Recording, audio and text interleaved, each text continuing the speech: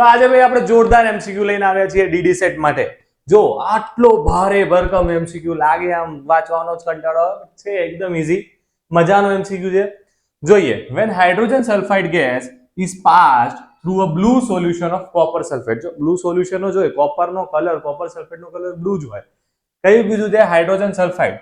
એટલે કે જ્યારે કોપર સલ્ફેટના ભૂરા દ્રાવણમાં હાઇડ્રોજન સલ્ફાઇડ વાયુ પસાર કરવામાં આવે છે ત્યારે આપણે શું છે ભાઈ અહીંયા હાઇડ્રોજન સલ્ફાઇડ એટલે કે H2S, એમાં કોનામાં નાખીશું? CuSO4 માં નાખીશું. શું નાખીશું? H2S નાખીશું, CuSO4 ના અંદર નાખીશું. આગળ રિએક્શન થશે શું? આમાં શું રિએક્શન થશે?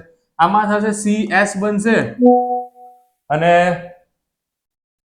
H2SO4 બનશે, CS બનશે અને H2SO4 બનશે. શું બને છે? CS બને છે અને H2SO4 બને છે. હવે આ જે બન્યું અહીંયા કોપર સલ્ફાઇડ અને sulphuric acid so formed remain in the solution. This is an example of, એવું પૂછ્યું છે કયા પ્રકારની રિએક્શન છે, આ શેનું ઉદાહરણ છે? આ વિસ્થાપનનું ઉદાહરણ છે, સંયોગીકરણનું, વિઘટનનું કે દ્વિવિસ્થાપનનું? તો ખાસ જોવો ધ્યાનથી શું થઈ રહ્યું છે અહીંયા.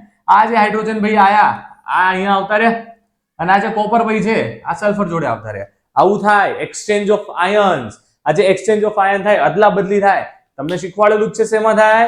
આમાં થાય ડબલ ડિસ્પ્લેસમેન્ટ, દ્વિવિસ્થાપન પ્રક્રિયા છે, ડબલ ડિસ્પ્લેસમેન્ટ છે. ઓકે.